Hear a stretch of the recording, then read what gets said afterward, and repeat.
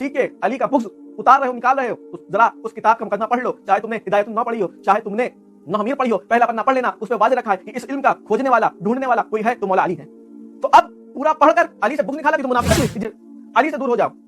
जो अली इस चीज का मरकज है, अली से इश्क है तभी तो आदमी कलंदर हो जाए, अली से इश्क है तो आदमी सूफी वली बनता तभी बनता है, और तुम उससे हसद निकाल के खुद को वली कहलाना चाह रहे हो, ये भी एक मुनाफिकत है। क्योंकि जब तक मुनाफिक होने को सिर्फ बुग़्ज़ अली काफी है बंदे को मुनाफिक करने के लिए, और ये कोई एक जमात के लिए नहीं, बंदा मुनाफिक कहीं भी हो सकता है, किसी घर में भी हो सकता है, किसी भी जमात में हो सकता है, बस उसमें बुग़्ज़ अली हो जाए बंदा मुनाफिक हो जाता है।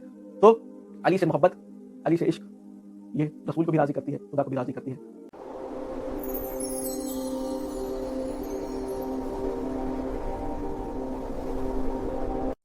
बने सूफी जज्बात में बहने वाले, हुए कलंदर इश्क में जलने वाले, बन गए कुतुब दर सहने वाले, वली हो गए ये अली कहने वाले। बिस्मिल्लाहिर्रहमानिर्रहीम, अल्लाह के नाम से शुरू जो नहायत मेहरबान और रहम करने वाला है। वस्सलातु वस्सलामु अलैका सय्यदी रसूलुल्लाह सल्लल्लाहु तआला अलैहि वसल्लम, दुरूद व सलाम थी रसूलुल्लाह सल्लल्लाहु तआला अलैहि वसल्लम और उनकी आल पे। हज़रत मौला अली मुश्किल कुशा खैबर शिकन, आपकी विलादत बसादत रजब के महीने में 13 रजब को हुई, और आपकी विलादत ही इतनी आला बुलंद विलादत है आपकी कि आप इस ज़मीन की सबसे मुक़द्दस जगह काबे शरीफ में पैदा हुए। आप 13 रजबुल मुरज्जब को आपकी वालिदा हज़रत फ़ातिमा इब्ने असद जब आप काबे का तवाफ़ कर रही थी, फिर उसके बाद आप काबे के अंदर चली गई, तो 3 दिन बाद वो आपको लेकर काबे से निकली, फिर हुज़ूर सल्लल्लाहु अलैहि वसल्लम ने आपको गोद में लिया। वो बड़ी विलादत काबे में हुई। और सूफिया बुजुर्गान दीन फरमाते हैं कि अली की विलायत की सबसे बड़ी दलील उनकी पैदा होते ही अल्लाह रब्बुल आलमीन ने दुनिया लोग दिखा दिया कि ऐसी जगह तौहीद के मरकज़ में उनको पैदा किया। और ये उनकी पैदा काबे में होने की हज़रत इमाम हाकिम ने अल मुस्तदरुस सहीह में लिखा, इमाम जलालुद्दीन सुयूती ने तारीख़ खुलफ़ा में लिखा, हज़रत अल्लामा शहाबुद्दीन हफ़ाजी ने लिखा, नसीमुर रियाज़ फ़ी शरह रियाज़ में उसका जिक्र किया, हज़रत अल्लामा इब्ने सबाक मालिकी ने अपनी किताब में इसका जिक्र किया, बहुत सारे मोतबर उलमाए दीन ने इसका जिक्र किया कि मौला अली की विलादत काबे शरीफ में हुई। और ये ऐसी तारीख़ी वाक़या है फ़कत विलादत का कि अल्लाह के घर में जिसकी विलादत भी हुई और शहादत भी अल्लाह के घर में हुई, ये बताता है मौला अली का अपने रब से कितने करीब और कितनी कुर्बत है। उस वलीउल्लाह की ये दलील है काबे में पैदा होने की। इब्ने हिशाम की मशहूर किताब सीरतुन नबी में और हज़रत इब्ने कसीर अपनी किताब अल बिदाया व निहाया में इसका जिक्र करते हैं कि मौला अली की परवरिश खुद हज़रत रसूलुल्लाह सल्लल्लाहु अलैहि वसल्लम ने की। उन्होंने हज़रत मौला अली के वालिद से हज़रत मौला अली को ले लिया था, फिर आपने तरबियत की। मौला अली वो हैं जिन्होंने बचपन से हुजूर का इखलाक, हुजूर का किरदार, हुजूर की ज़बान, हुजूर की इबादत, हुजूर का चलना बोलना उठना बैठना तमाम चीज़ें मौला अली ने देखी भी और मौला अली ने हुजूर से सीखी भी, और हुजूर ने उनकी तरबियत की। जितने भी मौला अली को की तरबियत की गई बचपने में, वो हुजूर सल्लल्लाहु अलैहि वसल्लम ने खुद किया, चाहे वो इस्लाम से पहले हो या ऐलान नबूवत के बाद हो, सब और सब हुजूर सल्लल्लाहु अलैहि वसल्लम ने किया। और हज़रत इमाम नहमी इसको आगे बढ़ाते लिखते हैं कि मौला अली का इस्लाम खाली उम्र का वो नहीं था कि बचपना था, ये अली का इस्लाम फितरती था। और बाद में सहाबा इकराम को जब किसी भी मसले में तकलीफ होती थी, समझ नहीं आता था, तो मौला अली के पास जाते थे। मौला अली उसी अंदाज में उसी तरीके से बताते थे जिस तरह हुजूर सल्लल्लाहु अलैहि वसल्लम मसले को बताते थे। तो ये मौला अली का इल्म, मौला अली का इखलाक, मौला अली का किरदार बताता है कि मुस्तफ़ा की तरबियत कैसी थी। नबी की तरबियत देखनी तो सबसे बड़ी तरबियत की मिसाल कोई है तो मौला अली मुश्किल कुशा है। जब रसूलुल्लाह सल्लल्लाहु अलैहि वसल्लम ने ऐलान नबूवत किया, उन्होंने मक्का के लोगों को खड़ा किया। जब उन्होंने कहा कि मैं अल्लाह का रसूल हूँ, मैं अल्लाह का भेजा गया पैगम्बर हूँ, और याद रखो कि अल्लाह एक है, उसके सिवा कोई दूसरा माबूद नहीं, कोई दूसरा इबादत के लायक नहीं, सिर्फ वो अल्लाह है। वहाँ बड़े बड़े कुरैश के लोग मौजूद थे, हज़रत मौला अली के रिश्तेदार मौजूद थे, हुजूर के रिश्तेदार और भी मक्का के लोग खड़े। जब हुजूर ने ऐलान किया तो सब खामोश हो गए, लेकिन तभी एक आवाज़ आई, सदका या रसूल अल्लाह, कि अल्लाह के रसूल इन्होंने सच कहा। वो आवाज़ एक 10 साल के बच्चे की थी। आप ज़रा सोचें, जहाँ घराने के बड़े बड़े लोग मौजूद हों, ताकतवर लोग मौजूद हों, वहां एक 10 साल का बच्चा फख्र से खड़े होकर कह रहा है कि सदका, हाँ मैं गवाही देता हूँ इन्होंने सही कहा, और अशहदु अल्ला इलाहा इल्लल्लाह व अशहदु अन्ना मुहम्मद अब्दुहु व रसूलुहु, बेशक मैं गवाही देता हूँ कि अल्लाह एक है, उनके सिवा कोई दूसरा माबूद नहीं, और रसूलुल्लाह सल्लल्लाहु अलैहि वसल्लम उनके सच्चे रसूल हैं। अब आप सोचें, उस मौला अली की बहादुरी कहें या ईमान की गहराई कहें या अपने भाई रसूलुल्लाह पे एतमाद कहें, कि वहां पे जहां लोगों ने दलील देकर भी ना माना कि हुजूर ने चांद के टुकड़े कर दिए, तब भी बहुत सारे लोगों ने ईमान ना कबूला। हुजूर ने पत्थर से कलमा पढ़वा दिया, तब भी बहुत सारे लोग मुकर गए। कुछ लोगों ने दलील देख के इस्लाम लिया है, कुछ लोगों ने दलील देख के भी इस्लाम नहीं लाया। कि मौला अली वो हैं कि हुजूर ने खाली ऐलान कर दिया, और पहली बार, इससे पहले कोई ऐसा ऐलान ना हुआ, इससे पहले कोई ऐसी हुजूर ने मुजज़ा ना दिखाया, सिर्फ पहला ऐलान था, और मौला अली ने खड़े होकर कहा कि बिल्कुल सही बात है। और इब्ने इसाक अपनी किताब में लिखते हैं कि अली ऐसे पहले थे जिनका बचपन से इस्लाम था, यानी جب اسلام شروع ہوا تو جتنے بھی لوگ ایمان لائے ان کی عمر بڑی تھی، حضرت ابو بکر، حضرت عمر، جتنے بعد میں ایمان لائے. بعد میں جب اسلام اور عروج پہ آیا تب جو بچے تھے وہ مسلمان ہونے لگے، یا مسلمان گھر میں بچے پیدا ہونے لگے. یعنی علی پہلے ایسے تھے کہ جو بچپن ہی سے اسلام لے آئے تھے، ان سے پہلے ایسا کوئی نہیں تھا جو بچپن سے مسلمان ہوا ہو.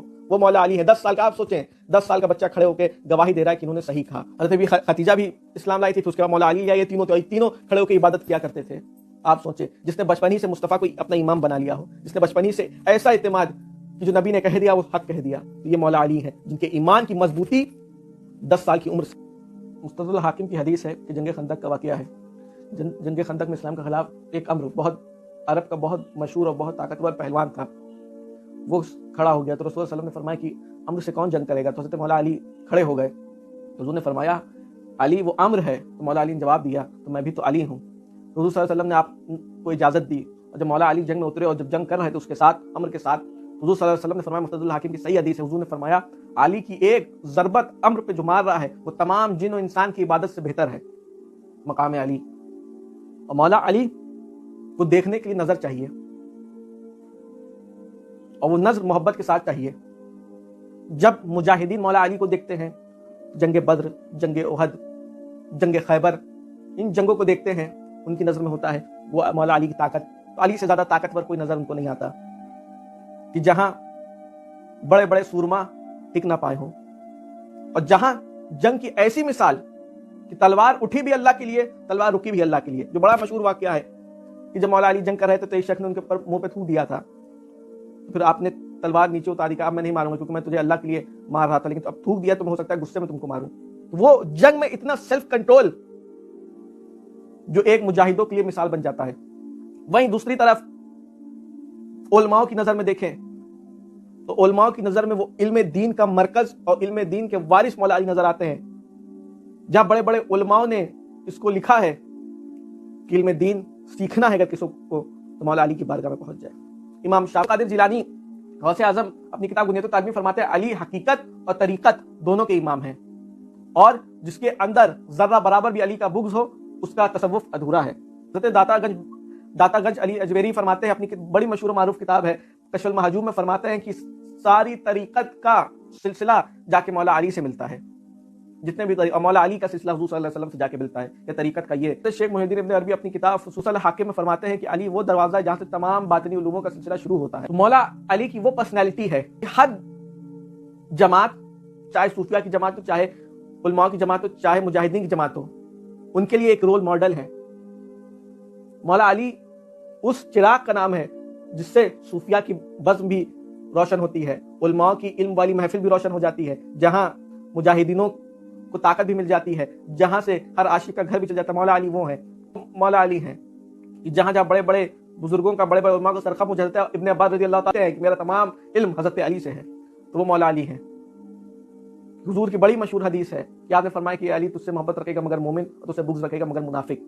حضور نے وہ ایک لٹمس ٹیسٹ دے دیا کہ علی سے عشق، علی سے محبت، علی سے قربت صرف مومن رکھے گا، اس سے بغض منافق رکھے گا. یہاں پہ کچھ نہ رکھا کہ فلاں علی سے بغض جاہل رکھے گا، علی سے بغض فلاں رکھے گا، فلاں رکھے گا، علی سے بغض منافق رکھے گا. اب وہ منافق جہاں کا ہو، کسی بھی دارالعلوم سے فضیلت حاصل کر لی ہو، کسی بھی گھر کا ہو، کسی بھی سلسلے کا ہو، کسی بھی خاندان کا ہو، کسی بھی بڑے سے بڑے دادا کا پوتا ہو، کسی سے بڑے صاحب مسند ہو، کسی جتنی بڑی مسند کا بیٹھنے والا ہو، چاہے جہاں کا ہو، عربی ہو، اجمی ہو، ہندی ہو، بنگالی ہو، گجراتی ہو، مراٹھی ہو، چاہے جہاں کا ہو، اگر علی سے بغض ہے تو منافق ہے، اور علی سے عشق ہے تو مومن ہے. علی کو دیکھ کے چہرہ کھل جائے تو مومن ہے، علی کو سن کے چہرہ کھل جائے مومن ہے، علی کا ذکر ہو جائے چہرہ کھل جائے مومن ہے. اور علی سے بغض ہو، چاہے جتنا بڑا عالم دین ہو، چاہے جتنا بڑا فقیہ ہو، جتنا بڑا محدث ہو، جتنا بڑا مجدد ہو، جو ہو، دنیا والوں نے اس کو قرار دیا ہو، لیکن علی سے بغض ہے تو وہ منافق ہے. اب علی سے بغض منافقت سے کیا لینا دینا؟ تو اس کی دلیل یہ ہے کہ اگر عالم دین ہے اور علی کا بغض ہے، خود کو عالم دین کہہ رہا ہے، تو اس نے اگر اجمی ہے، علم دین حاصل کیا ہوگا، جتنی بڑی بڑی صحیح بخاری، صحیح مسلم، قرآن، جتنی بھی تفسیریں وہ کر رہا ہوگا، اور علی کے بغض رکھا ہوگا، علی کا مقام گھٹانے کی کوشش کر رہا ہوگا، تب بھی عربی پڑھ رہا ہوگا، تو اس سے کوئی ذرا پوچھے کہ تم نے عربی کا علم کیسے جان لیا کہ اس جگہ پہ زبر ہے, اس جگہ پہ زیر ہے, یہاں پہ رب العالمین ہے, یہاں پہ زبر, یہاں زیر نہیں ہے, یہاں پیش کیسے؟ عرب میں نہ تو زبر ہے نہ پیش ہے, تم نے اس کو آ پڑھا, او کیوں نہیں پڑھا, ای پڑھا, او کیوں نہیں پڑھا؟ عرب میں تو کوئی ایسا علم نہیں. تو کہیں گے میں نے علم نو سیکھا. علم نو سے جانا اس کی آخر کی حرکت کیا ہوگی, اس کا آخر میں کیسے پڑھا جائے گا, کہاں کیا ہوگا. میں نے علم نو سے سیکھا, علم نو سے میں نے اسم, کلام, فعل, ہر چیز سیکھا. تو اس سے ذرا پوچھے جس علم سے تم نے یہ سب سیکھ کے علی کا بغض اتار رہے ہو, نکال رہے ہو, تو ذرا اس کتاب کا مقدمہ پڑھ لو. چاہے تم نے ہدایت النو پڑھی ہو, چاہے تم نے نحمیر پڑھی ہو, پہلا پنہ پڑھ لینا. اس پہ واضح رکھا ہے کہ اس علم کا کھوجنے والا, ڈھونڈنے والا کوئی ہے تو مولا علی ہے. تو اب پورا پڑھ کر علی سے بغض نکالا تھی تو منافقت ہوئی. جس کی وجہ سے تمہیں یہ علم حاصل ہو پایا, جس کی وجہ سے تم کو صحیح سے قرآن پڑھنا سیکھ پائے اجمی ہو کے, تم اسی سے بغض نکال لے, تو یہ منافق ہے. یہ حضور کا معجزہ, حضور بتا دیں منافق ہے. اب خود کو مجاہدین کہہ رہے ہیں کہ ہم مجاہد ہیں. علی کا بغض ہے, علی کا بغض ہے, اور کہ ہم مجاہد ہیں, ہم دین مصطفیٰ کے مجاہد ہیں. تو ذرا کھول کے جنگیں دیکھ لینا کہ نبی نے ہر جنگ میں کس پہ بھروسہ کیا اور کون آگے کھڑا تھا ہر جنگ میں, چاہے جنگ بدر ہو, چاہے جنگ خیبر ہو, چاہے جنگ خندق ہو. کہ رسول کے دین کے لیے کس کی تلوار ہمیشہ آگے رہی, کس کی تلوار تھی جو کبھی جھکی نہ, اور وہ کون ذات تھا, چاہے عمر 21 سال ہو, 25 سال ہو, سامنے والے کو نہ دیکھا کہ سامنے والا کتنا بڑا سورما ہے, کتنا طاقتور ہے, کتنا بڑا پہلوان ہے, جس کی تلوار جب چلی تو واپس جیت ہی کر آئی, جس کا بھائی جعفر طیار شہید ہوئے جنگ میں, تو لوگوں نے, دیکھنے والوں نے دیکھا کہ ان پر تقریباً کسی روایت میں 70 تیریں اور کسی میں 90 تیریں آئیں. کس تیر پڑی تھی اور ایک تیر بھی ان کے پیٹ پہ نہیں, 70 کی 70 ان کے سینے پہ تھی. اگر تم خود کو مجاہد کہہ کے ان لوگ سے بغض کرو تو یہ منافقت ہی ہے. اور خود کو تم پیر کہہ رہے ہو, ولی کہہ رہے ہو, قطب ابدال جناب کیا کیا لقب سے خود کو پسند کرتے ہو, اور تم علی سے دور ہو جاؤ.